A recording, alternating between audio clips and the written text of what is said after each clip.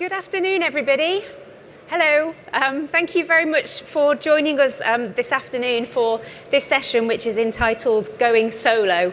We're going to be exploring the UK's departure from the European Union and thinking about how that's likely to affect tourism both from the UK to the Middle East, but also from the Middle East to the UK. Frustratingly, in any conversations about Brexit, how it's going to work and what it's going to mean, we're dealing in such mammoth uncertainties and unknowns. So we won't necessarily have all the answers, but we are going to be interested to explore some of the challenges that we expect to be coming, but also some of the opportunities that could also be brought about by the UK leaving the EU. Just introduce you to our panel. Firstly, we've got Dr. Abed Al-Razak Arabiat, who is the Managing Director of Jordan Tourist Board. Good afternoon. In the middle, we have Lisa McCauley, who is the Managing Director of B2B Tour Operations for Donata Travel Europe, so overseeing the long-haul brands Gold Medal and Travel 2 out of the UK, and some short-haul luxury brands as well. And at the far end, Deirdre Wells, who is Chief Executive of the Trade Association UK Inbound, which represents more than 380 members spanning hoteliers, attractions, inbound operators, and more. So a very varied panel with different viewpoints and different insight into Brexit and what it could possibly mean. Let's get cracking. Sure. So, firstly, panel, it would be great if we could just sum up how the build-up to the Brexit referendum and the aftermath of the Brexit referendum back in 2016 has already affected tourism flows. And Dr. Abed, if I could come to you first. First question. What did the Jordanian people make of the UK when we voted with a tiny majority that the UK did want to leave the European Union? First of all, it's a great pleasure to be here in this panel to talk about the Jordanian experience regarding the tourism, inbound and outbound from Jordan regarding this manner. I think for the Jordanian case, we used to obtain our visa directly from the UK embassy. So despite of that, we have this European Union regarding the travel. It is a separated visa. So for Jordanian to go to UK, they have to go and obtain their visa directly. So if you have the Schengen visa, it doesn't allow you to go to visit UK. So it's separated from the whole process. For the outbound tourism, I think this will not affect, let's say, the traffic from Jordan to UK. Take into consideration that the outbound tourism, and even the KPIs or the benchmark is the flight, where all the BA and RJ flights, almost the load factor above 85% these days. So I don't think that this will affect the outbound tourism from Jordan to UK. For the inbound from UK to Jordan, it's the same. We already facilitating everything for the British tourists to come to the country. They can obtain their visa upon arrival, and they are waived from the visa fees if they come via tour operator, or they have this, we call it the Jordanian pass, where they can buy the Jordan pass. It's $99, where they can stay in the country for 3 nights. So there is a tax waiver, or the fees are waived.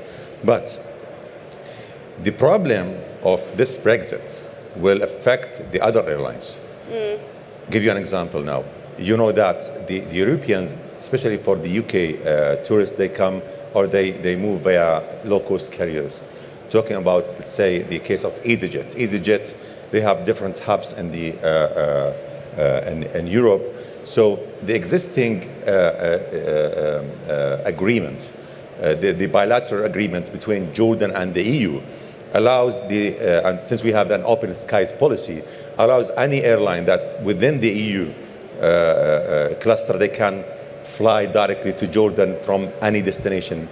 Give you an example. let's say EasyJet, they can fly from any European city that they have a hub there to Jordan directly. But after the Brexit, it's not allowed. So this definitely will affect the tourism outbound, even both the inbound and outbound to Jordan because of the Brexit. So I think the low-cost carrier will lose their traffic to the Middle East in general. Talking about Egypt, talking about other countries, maybe to Morocco, because they have different hubs they fly to these countries. And thinking about the last 2 years, we know that the market has been affected in various ways. And could you summarise for us how big the UK market is for Jordan and what you've seen in the last couple of years from from the UK into Jordan? Yes, the good thing that we have good, the UK market, we consider it's one of the main source market to Jordan. And it's a well-established market for Jordan. For the past 2-3 years, and despite of what they call the Arab Spring, the UK numbers witnessed a growth for the past 3-4 years. And the golden year, we can say that 2017, we had 10% increase the number of tourists from UK to Jordan. For the first 3 months now, we have another growth by, I think, 12% from UK. Just give you the reason behind it. The Jordan Tourism Board and our administration, we identified the resilient markets for Jordan, and UK, one of the major markets to the country. So we conducted a very big campaign, an aggressive campaign in UK, where we featured Jordan underground in the tubes, the buses, everywhere. And the campaign was extraordinary campaign. Yes, it's lovely. I think a lot of you noticed the black caps were branded Jordan, and we worked with when they launched the film The Martian movie. We co-brand Jordan with The Martian that time, and it was displayed all around London and Manchester and Birmingham. So this campaign impact, we can see it 2017 and 18, that people start looking to Jordan as a destination of choice. And as you know, Petra is the jewel of the tourism product in Jordan, and all of the Europeans, especially the UK people, would love to come and see Petra. And if you link it with the other films like Indiana Jones, it's Petra. So all of the tourists would love to come to Jordan. And we tried to, let's say, work on something called perception management, where maybe the UK tourists look at Jordan maybe in the middle of this, let's say, geopolitical problems. Always, I keep saying that Jordan is the calm house between the noisy neighbors. So we brought a lot of tourists, influencers and media. They come to the country, and the user-generated content helped us a lot to introduce the country and convey the right message to the tourist. Again, I think we have in the official process of how to obtain the visa, this will not affect the tourism traffic between two countries, and especially to Jordan. But I think this will affect the aviation industry in UK, especially the low-cost carriers, that they have different hubs in different cities. There'll be some challenges there. Yes. But it's great to hear that Jordan's doing well out of the UK. That's great news. And if I can come to you next, Lisa, I was looking at some statistics from the UK government, the Office of National Statistics, which is one of the best barometers we have of the strength of the outbound market. And actually, particularly in the last quarter of 2017, the numbers did seem to be dropping. Actually, there was a decrease year on year for the first time since 2012. And is that actually quite worrying that the UK outbound market is teetering a little bit at the moment? And is that something, a picture that you recognise yourself from your own business? Certainly we're not recognising that, but I just want to put some more context around those ONS stats. So these are for visits made by UK residents, overseas visits. And yes, you're absolutely right. You look at the second half of 2017 and the numbers were down, I think, by 2%. Yes. Actually, prior to that, Q1 and Q2 saw an 8% growth and a 4% growth. So you need to put all of the devil is in the detail when it comes to data. And then actually when I was looking at the numbers, if you look at November and December, they were the real pinch points. And then if you go a level further and you look at the segments of travel, actually it was the corporate traveller, so business travel numbers were down 14%, VFR market was down 3%, but overseas travel for holiday purposes was actually at 1%. Right. So that's just in those November, December months. So I don't think it's a trend. I don't think see us as teetering, certainly from our own internal perspective. And if I look at the last few months trading in peak period, we have had record-breaking days on a regular basis. So, we've seen days where we've seen 25 to 30% growth on prior year from a booked perspective. So I just think you need to contextualize the numbers that come out. And what can you tell us about your market to Dubai and the Middle East specifically? Obviously, it's a really core destination for you, but is that showing, is that following the pattern in terms of growth rates or anything interesting happening with it is. It's a strategic destination. It's a key focus for us. The Middle East, in particular Dubai. Of the last 2 to 3 years, again, we've been seeing those growth numbers on a booked basis of 20 to 30%. We've actually seen really strong growth in some of those emerging destinations as well that, again, over the last 24 months really have just become a little bit more high profile from the Brit market. There's so much activity and innovation in this area, in this part of the world, from an inventory, from attractions, experiential travel, that I don't see I don't see a decline to this region either. And we know that the exchange rate hasn't been as favourable as it could have been, but that's actually recovering quite a lot now. Has that impacted your business at all, the fact that the pound was so weak for a long time, or is that not really in the longer haul market such a factor? When there's currency volatility, the headlines in the UK, it's always the pound v the dollar or the pound v the euro. So if you're a market that transacts in any currency outside of those, I don't think it really resonates with the British public. So, but you do see headlines of how much more a family meal for a family of 4 is going to cost in your villa holiday to Portugal, and et cetera, et cetera. So, and we are a largely long-haul business, so hasn't really impacted me. The US has bounced back. I think that did take a dip, but the US has seen quite strong growth as well. But with respect to this region and currency volatility or fluctuation from a dirham perspective, I don't think as I say, I don't think it resonates with the British holidaymaker that there are issues. And Deirdre, from your point of view, representing the inbound market, what have you seen since February 2016 when the referendum was first announced, and how has it played out since then? Well, first of all, it's great to be here, and I don't know whether Brexit is a hole filler for this market, but we all seem to spend our time talking about nothing else in the UK. But I think one of the things that's been really interesting is the market's been very strong over the last couple of years. So we saw just under 40 million visitors come to the UK last year and spending £25 billion. So that that was a growth of 6% in terms of visits and 12% in spend. And that's a record year on top of another record year, which has been fantastic. And there's a number of reasons for that. I think, in contrast to the question you put to Lisa about the exchange rate, of course, we benefited very strongly from particularly EU and US visitors. And again, just for context for the audience, 2/3 of our visitors come from the EU. So it's a very, very important market. So all the concerns about what the trading conditions are going to be when we finally know what the deal is going to be really critical. But actually one of the reasons that we're here this year, and if you haven't come to see our stand in Hall 7, our first time at UK Inbound exhibiting, we're here really to kind of grow the rest of the pie because, if anything is clear post-Brexit is that the relationships that we had with wider partners across the world are going to be even more critical.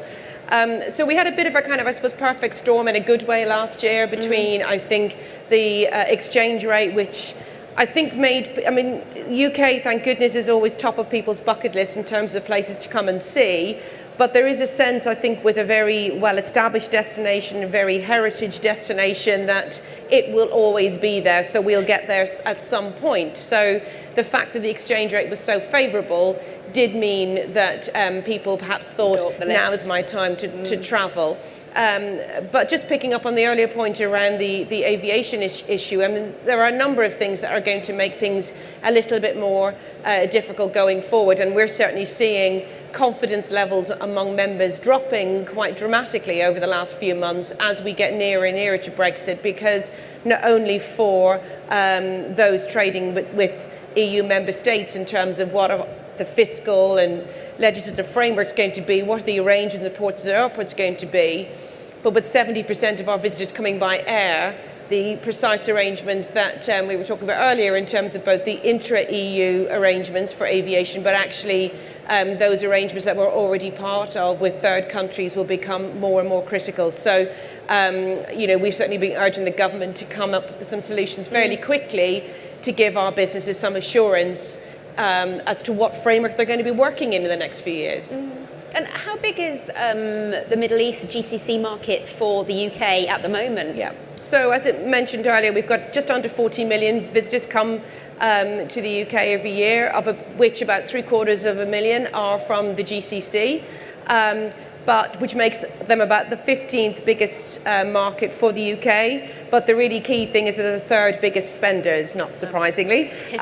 So we love the GCC market. And we were really excited to see that within that grouping, the UAE have been growing by 6%. So that's one of the reasons, as I say, we're here just to make sure that that market continues to grow. And again, like in common with many markets, London does really dominate that, people's perception of the UK. But we've been very interested in the research that's come out about what customers from this region are looking for, which includes things like beautiful landscape and having fun, and our aim really is to promote that as much as possible. So we've got a number of businesses with us who are promoting the rest of the country, showing off that wonderful landscape. That may not be as well known as perhaps some of the iconic sites in London. And I think also just really showcasing to people that we're not a very big country and there's quite a variety of things to do. And we've been supporting businesses to really get ready for this industry because it's a fantastic opportunity in terms of, yes, the spend, but also the family groups, and there's a lot that we can offer. And I think people can be a little bit nervous perhaps about going into new markets, so it's great that we've got the opportunity to be able to talk to customers here about what they want, and hopefully to provide them a good experience. Thank you. It's really interesting to hear how a political event that hasn't even really happened yet has already had an impact in the UK. And where we stand at the moment in April 2018 is that we do know there's going to be a transition deal, which is going to see us through till the end of 2020, which gives us sort of some reassurance, although after that, it's anybody's guess, really. Of course, the number one concern is about aviation, as you talked about earlier on, Dr. Abed, and what it's going to mean in terms of framework and flying rights and aviation law. And if we come back to what you were pointing out earlier on, Dr. Mean, has this been top of the agenda for you as a tourist board, sort of considering how this is going to impact in your own arrivals? Actually, we started our negotiation with the low-cost carriers. Talking about, let's say, we signed already with Ryanair. Ryanair will not be affected because it's registered in Dublin, and so it will not be affected. So it's allowed to fly to Jordan. We had now 14 new routes. Yes, that was huge news for you, wasn't it? Yeah, it is a big achievement, and it's positive news to the tourism industry, where we have 10 new routes from Europe to Amman and 4 to Aqaba. And we are talking about 4 or 2 flights a week. This will bring more tourists to the country from different new European markets. We're talking about 200 or 300,000 new tourists to Jordan. But going back to the airlines that registered in UK, they have the flag. So This will be, I think, will be affected by the Brexit, where they have to go over all the hubs and stations and to see what the bilateral agreements between each country they want to fly from. Yeah. We established the negotiation with EasyJet. I'm specifically talking about EasyJet. The route that coming from UK to Jordan will not be affected because now in the Sirius, it's in the pipeline. It's in the pipeline now. This will not be affected. But for expansion in the future, they want to fly from any hub they have in Europe to Jordan. I think there will be some constraints, especially when you look into the destinations. They're trying to protect their national carrier. We have Royal Jordanian, and and we have an open skies policy. But if they think or plan to fly from any European country to Jordan, they will look into the route if our national carrier is flying from or not. And this will put some pressure and some constraints on the routes or to expand more. As I told you, this will affect the aviation industry. Yeah. And any let's say, commercial agreements that for companies, the multinational companies that registered in the UK and dealing with the Middle East in general. This will, I think, they have to look into this agreement seriously and start to solve these problems, because the European Union agreements will not apply anymore on the commercial communication and transactions. Even if you look more into the economy, the macro level, I think even the banking system should look into the regulations and revise all the transactions and even the communications based on the previous situation and the new situation in general. So yes, the travel industry, I can't judge, but I am afraid that this will affect the future plans that maybe the destinations in the Middle East, especially in Jordan, that they're looking for with the UK companies. Which will be a real shame when you've been working so hard on the low-cost airlift to Jordan from the UK. Well, what about for your national carrier itself? Once we have got through all the paperwork and the agreements further down the line, could it be an opportunity for Royal Air Jordanian, because it's suddenly dealing just with the UK, rather than as part of the EU, and perhaps that could be create some opportunities? Yeah, of course, yes. Royal Jordanian now, they have this, let's say, special relation with the civil aviation in UK. And as I told you, we have two airlines operating to Jordan. We have the BA and RJ. Maybe they look for more expansion to operate from Manchester, let's say, to Jordan. And this, let's say, this exclusivity of relationship will be for the benefit of our legacy airlines. And maybe this will maybe give them the opportunity that they can guarantee that there will not be any competitor for them. The legacy airlines now, they look into the low cost are their competitors now. They're taking from their market share. So I think the Brexit will protect, let's say, the existing operation to Jordan, both for BA and RJ. Maybe they expand more. Maybe they put more frequency of flights on weekly basis for the both companies. Yeah. So winners and losers. Yes. Deirdre, coming to you, if I can, just to think about the migration side of leaving the EU.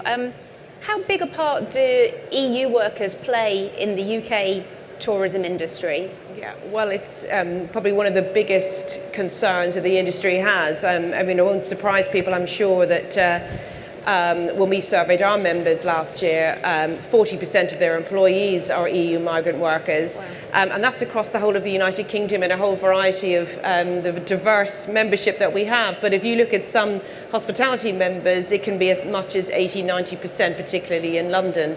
And I think not only in terms of that front of house hospitality role that is so vital to provide the sort of service that, of course, here in Dubai you do so effortlessly and we can only just emulate. But also I think for our tour operators who are working B2B across Europe, being able to communicate with German speakers out of fluency that I'm afraid is sadly lacking in our native students in the UK.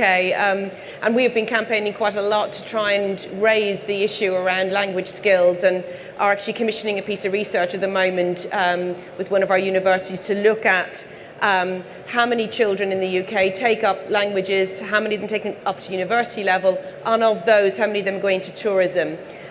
So we have a job to do to get more people with the right skills into tourism in the UK. But of course, the fact of the matter is we are an ageing population. And actually, if our industry is going to grow at the level that we hope it will, then we need more people to come and work here. And at the moment, it's been very easy for people to come from the EU for years.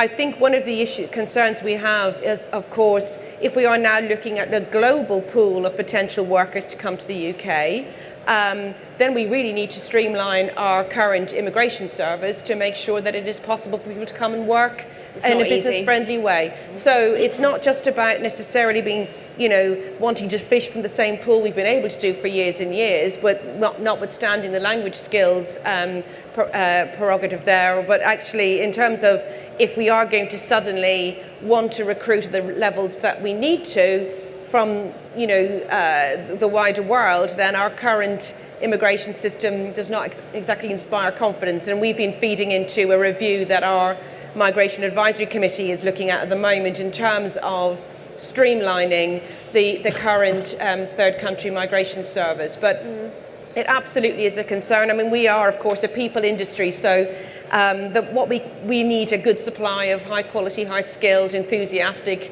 warm and welcoming people for the foreseeable. And the other side of the immigration picture is, of course, tourism and visas for travellers. Yeah. How problematic is it going to be for the UK if suddenly a French or a Spanish tourist needs a visa just to come for a city break to London? Yeah. I mean, I think that's our kind of nightmare scenario, if I'm honest. I mean, at the moment, as I say, 2/3 of our visitors come from Europe and travel visa free. None of us want to put any more barriers in the way of travel and tourism, and that's certainly been our starting position with government, is that current situation should be maintained.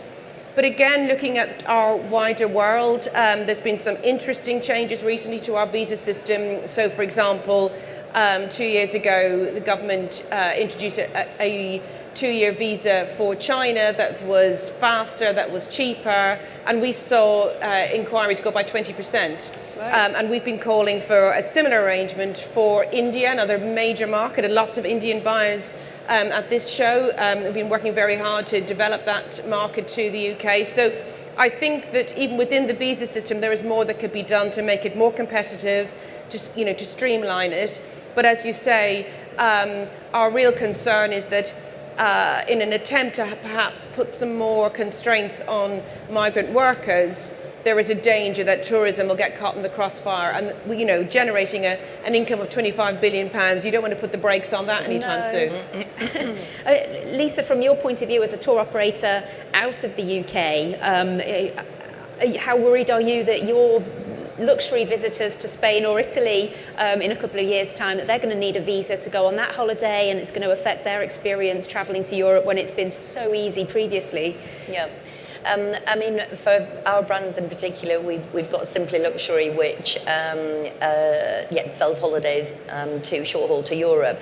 It's a tiny proportion of our overall business, right. So it's less than 5%. So again, just putting that into context.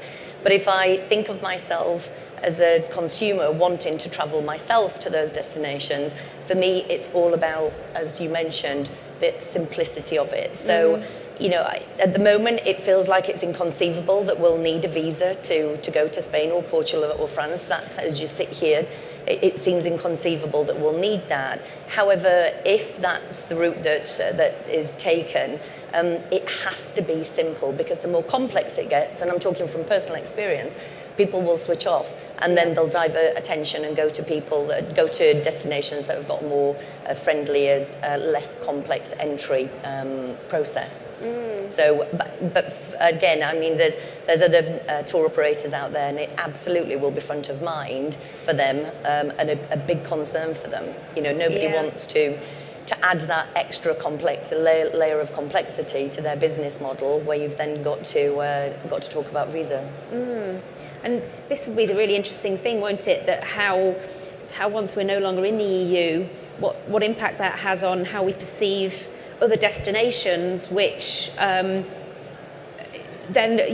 suddenly come into a bit of a new light. I mean, I'm thinking from an airfare point of view, what we've been led to expect is that probably flying into the EU is going to become a bit more expensive. We're probably not going to enjoy quite such cheap, low-cost flights to Europe anymore. And Dr. Abed, could that be a positive thing for more sort of mid-haul destinations like Jordan, say, where if flying to the EU becomes a little bit more expensive, then actually mid-haul and long-haul in comparison it isn't actually too much more expensive, and it can be a more value proposition then for the British market? Yeah, sure. I want to talk about two things here. I think the exchange rate between the Jordanian dinar and the pound is for the benefit of the Jordanians now, because we used to have, I think, 1.4, now we are 0.87. So it's for the benefit of the Jordanians. They can come to UK and spend more and do more shopping and spending in the UK economy. So this is a very important point. I'm talking about myself. When you go to UK, especially the WTM, I think I've noticed that even the behavior of spending, because it's by default, when you see that there is the exchange for the benefit of you will spend more money by default. So this, I think, for the sake of the UK economy, it's a positive point for them. I think also the packages that priced with it depends on the currency. You know that the tour operators, it depends from the source markets.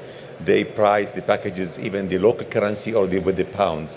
So this is the game changer in the tourism industry, where they can play around the pricing the packages in pound or the currency or the local currency, so they can manage and bring more tourists to their destination.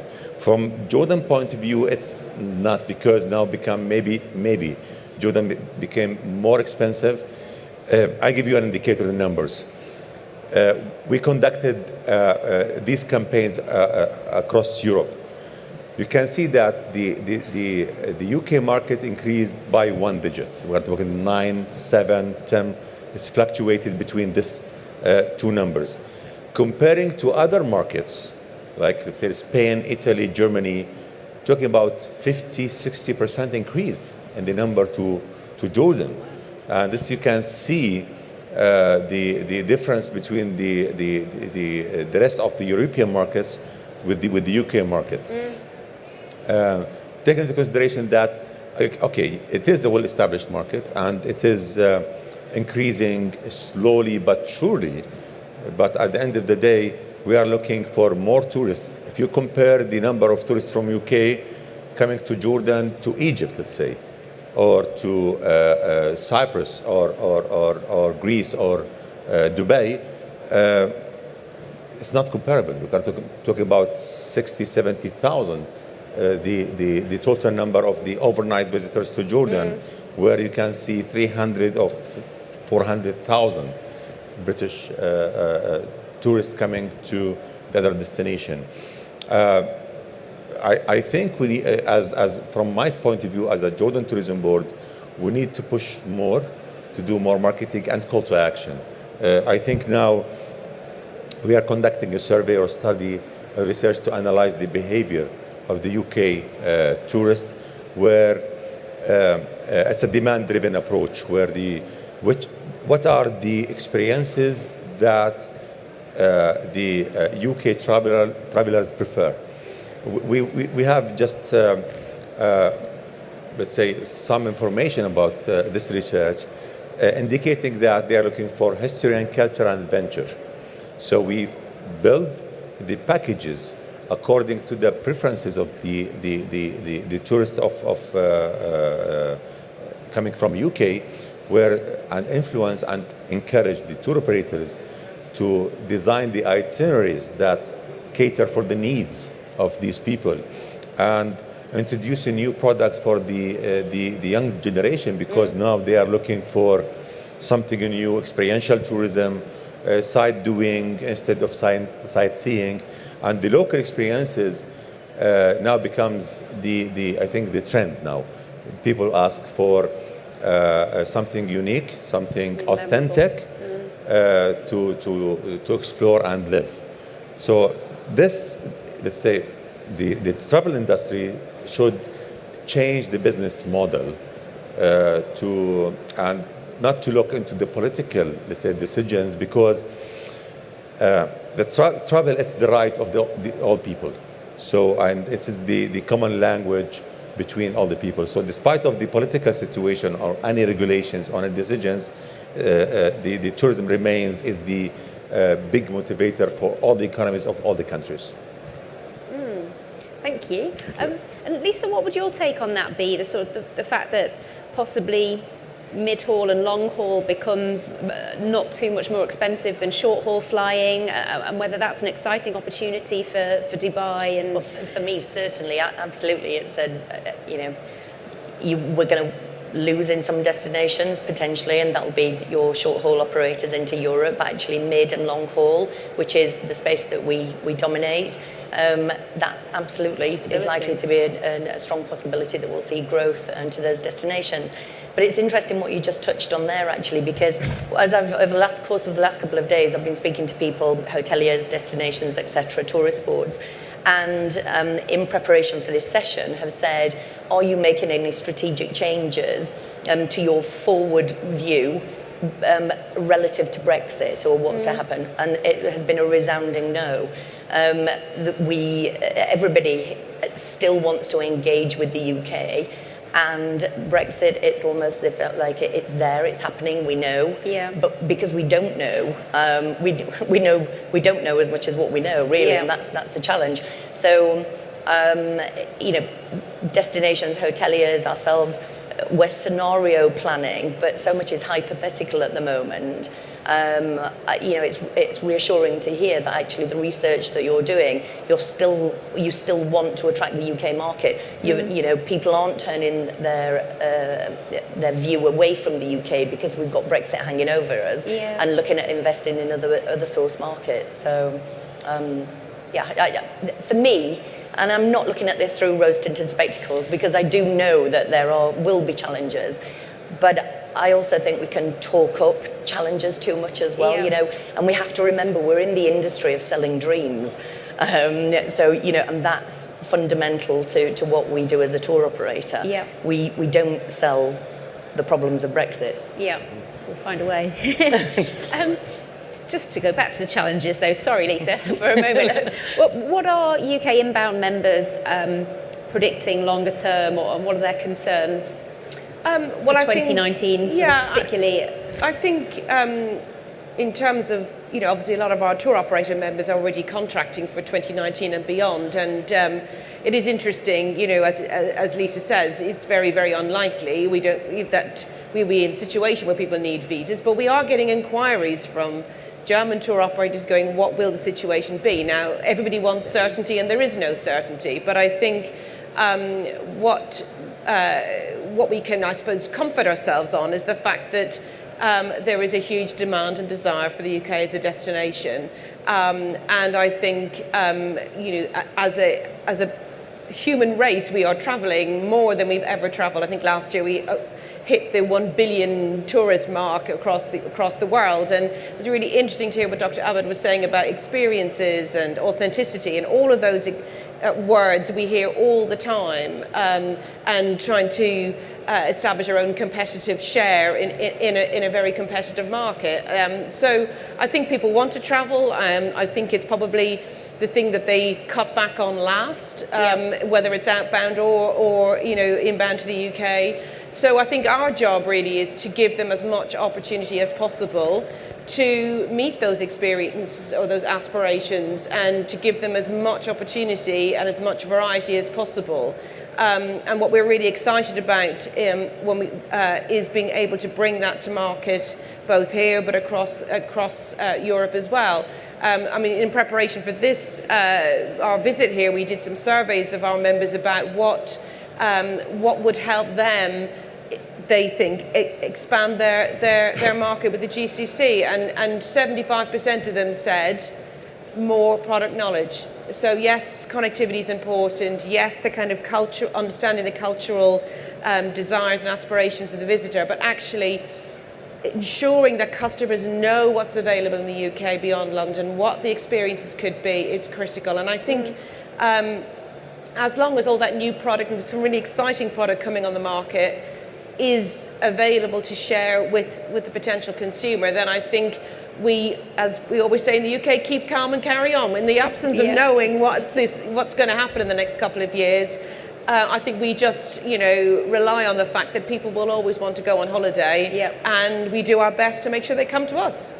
And it sounds like Visit Britain and the UK tourism industry is working quite hard to get ready and to think about GCC market as one of many. Is there more that the UK government can be doing to also play its part here? And I mean, Visit Britain's not got the largest resource that it's ever had in my time as a trade journalist. Your budgets have been cut. Would you like to see more being done by the government that is changing?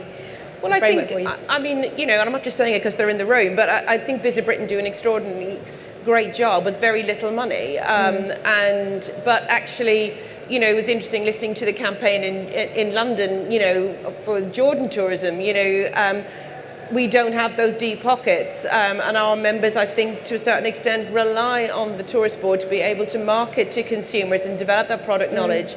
So we are always advocating on their behalf to government to provide that sort of resource, to do that sort of marketing. But I think what's been very interesting the last couple of years is the government did provide £40 million for what's called the Discover England Fund, which is about developing that new product. We've got some of them with us today. There's a whole new exciting itinerary called Royal Racecourses, very geared to this market, and an open jaw ticket between London and Manchester to try and start getting people who perhaps have come into the UK for the first time to explore a bit further. And that's been really interesting, and I do hope that will continue. But it's not always just about money. Sometimes it's around making sure the visa system is as tourist friendly as possible, about embedding tourism into transport planning. And at the moment, one of the big pushes in government is for something called an industrial strategy, which is around raising productivity across a range of industries. And we are hoping that there'll be a sector deal, an industrial strategy for tourism. And I think in a country where there are a lot of industries that are very front and center, whether it's pharmaceuticals or aerospace or whatever, I constantly remind the government that tourism is our 5th biggest export earner. And I don't think that's necessarily well known. And so the most important thing we can do, I think, is to support Visit Britain in just reminding government how important tourism is. And I think particularly now in a post-Brexit world where we are looking to develop trade links with countries around the world, the first thing people want to do when they're building trade links is go and visit as a consumer. And I think wrapping tourism around those initial discussions around bringing people to invest or to do business in the UK is really, really important. So I think there are lots of things the government can do, but obviously more money for tourism is always going to be important. Yes, it would be a good thing.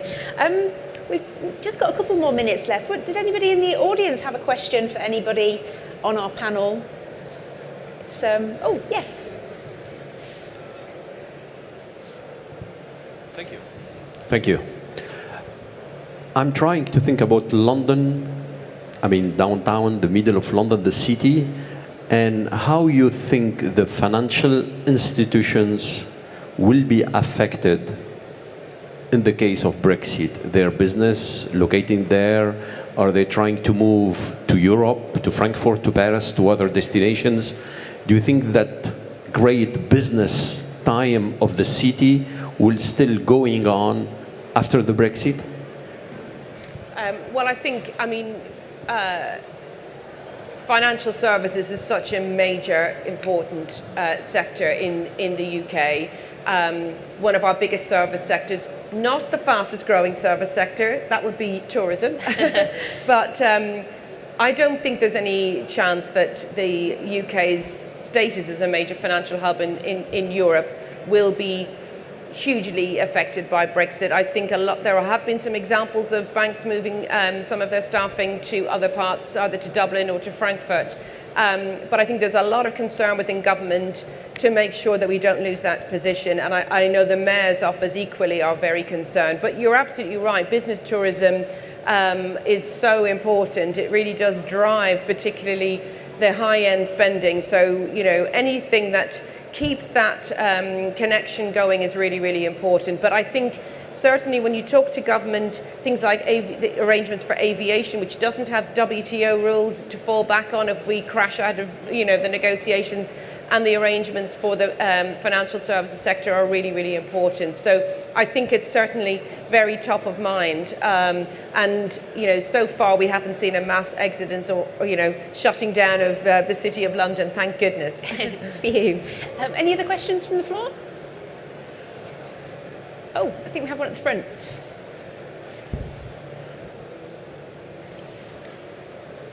Thank you. Hi there. Really interesting. Thank you. My name's Charlotte. I just wanted to probably comment a bit more. You were saying about the UK as a whole and sort of advertising it or selling it more than just from London. I spent probably more of the last 10 years in Dubai than I have the UK. And last Christmas I went to Celtic Manor and I was blown away. I was like a tourist. The views, everything was insane. And I think that's a really good opportunity, as you said, for hotels to really work on that. I think it's really important as well, particularly if you're attracting high spending markets, to make sure that you're providing sort of quality of accommodation, such as places like the Celtic Manor, which not only have that very luxurious offer, but also have beautiful countryside on their doorstep. But again, I don't think we can assume that people know about it. So that's why we're here shouting it from the rooftops, and come and see for yourself. Always wanted to go to Celtic Manor. I'm quite jealous. Just in summary then, Dr. Baber, from your point of view as Jordan Tourist Board, are you intending to continue sort of spending as much in the UK market in terms of marketing and supporting tour operators and doing whatever you can to ensure the UK still has Jordan top of mind? Yes, of course. We will continue because this is the only way, actually, to support the tour operators now. But we changed the strategy. Not anymore, let's say, big campaigns, outdoor campaigns. Now we are looking more into the online marketing and support all the our partners in the UK market, tour operators and online tour operators, start to co-brand Jordan with other famous brands in the UK, and get the benefit of the specialized events like the adventure, let's say, shows and wellness shows. And now we are investing heavily with these niches, and of course bringing more journalists, bloggers and influencers to the country, even fam trips, and educate more the industry, to the travel agents, and increase the distribution base of the tour operators that they are featuring Jordan in their programs, and educate more the industry. I strongly believe now social media, now is playing a major role in the all the industry, even in the travel industry. But you have to be very smart how to play it around, because if you just do the posts without linking with a call to action, you have to convert lookers to bookers, and otherwise you will lose them. Yeah. You have to keep the interest, keep the potential consumer within the platform that they have the post, and to engage this potential tourist to the attractive package where they have the price and they can click and maybe can, let's say, we call it the conversion ratio, to increase it as much as we can. So mainly now focusing in these niches, and we succeeded, frankly speaking, we succeeded to put Jordan, especially the adventure niche, on the international map, where all the media have been choosing Jordan, or choose Jordan last year, and this year one of the top 10 destinations to be visited because of the Jordan Trail. Jordan Trail, it's our national trail. It's an adventure trail, 650 kilometers, crossing 52 villages, full of experiences, and all the experiential tourism and authenticity experiences it's including in this trail, where we are now introducing this segment to the world. I don't forget that a lot of travel awards from UK, all the associations choosing Jordan as a destination to do their annual conferences, and the travel award was in Jordan, and even the tour operators association came to Jordan to conduct their annual meetings. Now Jordan, the MICE industry, the business tourism now became an important element since we launched the convention bureau, where support this kind of activities. Again, to brand Jordan, to introduce the country to the let's say UK market, I can tell you we have it all. Yeah. Starting from the adventure, history, culture, religious tourism, MICE tourism. Yeah. So we have it all, and wellness especially. It sounds like you've got a really good foundation there for future growth then. And now you know this artificial intelligence that all the platforms they have, so it will be targeted. So you go and design the marketing campaign with a price, with a package, and go directly to the targeted consumer based on the database that all these platforms they have in their activities. Yeah. Sure. Sounds like an excellent strategy. And Lisa, final thoughts from you. I mean, as a tour operator, you're going to be facing some of the legislative changes more than anyone really, in terms of package travel directive and all that. But from your point of view, that's not meaning that Donata Travel Europe is reining in its growth projections at all. You're just as excited about the next few years and how much your business might grow. Absolutely. I mean, it's been mentioned a couple of times already, but the Brits, we are a very, very resilient market when it comes to travel. We will forego spending on white goods, but we won't forsake our holidays. So Brexit, Schmexit, I think, we will still travel. So, and it doesn't mean, we've got the transition period. Now, that's not an excuse for organisations to become complacent, but we do have some breathing space there. When we have a little bit more clarity on what it looks like, in terms of then we might just need to tweak future strategies. Yep. But in terms of opportunities, when I look at forward bookings, we launched our Florida programme for gold medal last week, and again we've record-breaking days. So I don't believe the consumer is sat there concerned about what Brexit and what the impact is going to be post March 19. I read Royal Caribbean are coming back into the UAE, and they're planning deploying their ships here. And they're looking at winter 1920. So businesses, you can't take a short-term view. Yeah. Nobody likes uncertainty, but you have to deal with it, and you have to find the opportunity and chase the opportunities. Thank you. A final thought from you as well, Deirdre. I guess people must come and visit your stand more than anything, mustn't Absolutely, they? absolutely. It's a new shiny stand this year. It's a demonstration of our desire to get people to come to the UK. But seriously, I think, we've got to hold on to the fact that whatever the politics are, and goodness knows we can't change it, people will still want to go on holiday. That's really, really critical. And whether they're going outbound or inbound, it's all good for everybody in this hall today. You know, but actually, I think if Brexit has taught us anything, it's the fact that the UK will have a different view of the world, different position in the world, and we'll have to start reaching out to markets that perhaps we have taken for granted or neglected in the past. So I think being able to be as open and welcoming, whether they're for our former European colleagues or for fantastic new markets like colleagues from the GCC or for India, China, we need to be as open, whether it's business, education, tourism visits. We need to be as welcoming as possible and make sure that our experiences are as good as they can be. Great. Well, on that very positive... Oh, do we have a question? I was worried that we were going over time, but yes, let's have All right. Just a small quick question. I'm Yash from India. I'm an influencer. I wanted to ask you, sir, so I've been growing now. The thing is, talking to people here, I don't know, how do I connect and how do I grow my scope of business? Because I want to influence a lot of brands and travel more. So you want to influence... I mean, travel. What would be the best way how I go about it? Because I have a fan following base and which is increasing, and I met a lot of people, so I'm just trying to understand what would be the scope of my work, how would I go about things? Could you just put some insight on that? And you're looking to influence the Indian outbound market? No, not exactly. I travel most of UAE. I've traveled to the States. I've traveled to many places. I'm increasing my followers, also cross-branding, giving a cross-branding platform. Right. So I'm just trying to understand how could I help more? You're looking to work with brands, maybe, travel brands? Yeah. But I see there are many travel people that they're not so interested or keen to do about it. But so, I mean...